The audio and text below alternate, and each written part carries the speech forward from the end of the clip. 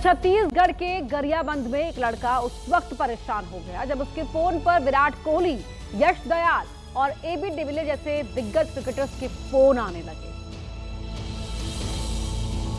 माढ़ा गांव के रहने वाले मनीष को पहले ये सब कुछ मजाक लगा, लेकिन अचानक एक दिन जब पुलिस वाले उसके पास पहुंच गए तो उसे समझ में आ गया कि आखिर माजरा है क्या। दरअसल मनीष ने कुछ दिन पहले एक सिम कार्ड खरीदा।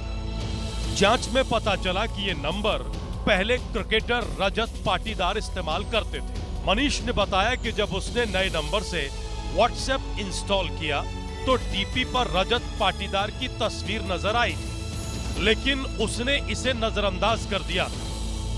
और फिर 2 दिन बाद उसके नंबर पर विराट कोहली का फोन आ गया। मनीष उस वक्त हैरान रह गया जब साउथ अफ्रीका के नंबर से उसे एबी डिविलियर्स ने फोन किया। किसी खिलाड़ी से उसकी 30 सेकंड तो किसी से 1 मिनट बात हुई, लेकिन मनीष को अभी भी यही लग रहा था कि कोई उसके साथ मजाक कर रहा है, इसलिए उसने इसे गंभीरता से नहीं लिया।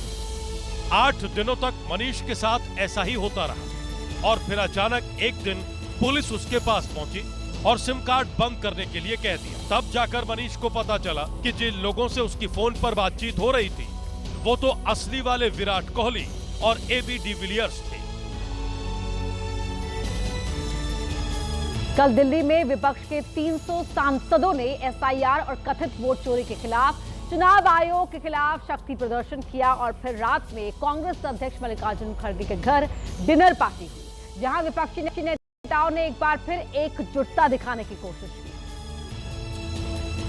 दिल्ली के होटल ताज पैलेस में ये डिनर पार्टी आयोजित की गई थी, जिसमें गांधी परिवार समेत कांग्रेस के सभी सांसद शामिल हुए। इंडिया ब्लॉक में शामिल दूसरी पार्टियों से अखिलेश यादव, जया बच्चन, शरद पवार, मीसा भारती, कनिमोझी, पप्पू यादव, प्रियंका चतुर्वेदी और तिरुचि शिवा समेत अलग अलग पार्टियों के कई सांसद मौजूद थे। ये भोज और आज जो कार्यक्रम हुआ है ये एकता का प्रतीक है कि हमारा इंडिया गठबंधन जिस मकसद के लिए हुआ है वो मकसद पूरा होगा। हैरानी की बात ये रही कि इंडिया गठबंधन का हिस्सा न होने के बावजूद आम आदमी पार्टी के संजय सिंह और संदीप पाठक भी इस डिनर में शामिल हुए। हालांकि उन्होंने साफ किया कि वो इंडिया ब्लॉक का हिस्सा नहीं है। एसआईआर के मुद्दे पे आम आदमी पार्टी विपक्षी दलों के साथ है, हमने स्पष्ट रूप से कहा है। साफ है कि कांग्रेस ये दिखाना चाहती है कि पूरा विपक्ष राहुल गांधी के नेतृत्व में ही बीजेपी को घेरने की कोशिश कर रहा है, ताकि इसका फायदा आगामी चुनावों में कांग्रेस को मिल सके और राहुल गांधी का राजनीतिक कद भी बढ़े। वहीं उत्तराखंड के पंचायत चुनावों में सीएम धामी और बीजेपी की शानदार रणनीति ने सभी को चौंका दिया। जिला पंचायत का अध्यक्ष पद हो या ब्लॉक प्रमुख का चुनाव, बीजेपी के आगे कांग्रेस चारों खाने चित दिखी।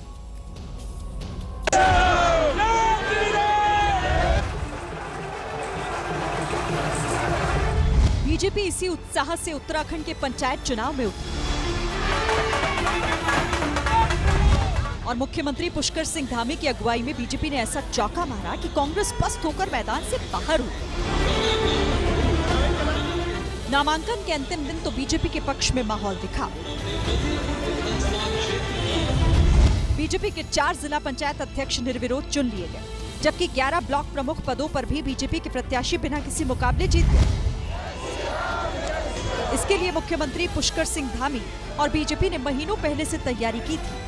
बूथ स्तर पर रणनीति बनाई और संगठन में सामंजस्य बैठाकर कांग्रेस के हराने का काम किया। जिला पंचायत अध्यक्ष पद के लिए जो लोग निर्विरोध चुने गए हैं, उनमें उत्तरकाशी से रमेश चौहान, पिथौरागढ़ से जितेंद्र प्रसाद, उधम सिंह नगर से अजय मौर्य और चंपावत से आनंद सिंह अधिकारी शामिल है। यही नहीं, ब्लॉक प्रमुख पदों पर भी सीएम धामी की अगुवाई में चंपावत से अंचला बोरा, काशीपुर से चंद्र प्रभा, सितारगंज से उपकार सिंह, खटीमा से सरिता राणा, भटवाड़ी से ममता पवार, ढूंढा से राजदीप परमार, जाखड़ी धार से राजेश नौटियाल, चंबा से सुमन सजवान, विकास नगर से नारायण ठाकुर, पाबऊ से लता देवी और ताकुला से मीनाक्षी आर्य निर्विरोध चुनी गई। बीजेपी की तैयारी के आगे कांग्रेस हर जगह कमजोर दिखी, क्योंकि विरोधियों को मौका ही ना मिले, इसकी तैयारी भी धामी ने की थी। स्थानीय समीकरणों को साधते हुए हर जिले और ब्लॉक में बीजेपी के पक्ष में माहौल तैयार किया गया। प्रत्याशियों के चयन में जातीय, भौगोलिक और सामाजिक संतुलन का बारीकी से ध्यान रखा गया, जिससे कांग्रेस अंदर ही अंदर बिखरती चली गई।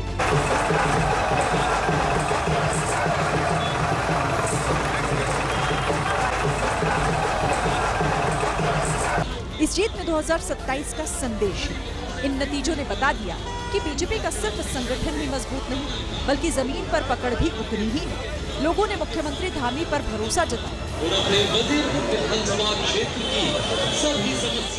एक तरह से बीजेपी ने इस जीत के साथ 2027 का चुनाव अभियान भी शुरू कर दिया।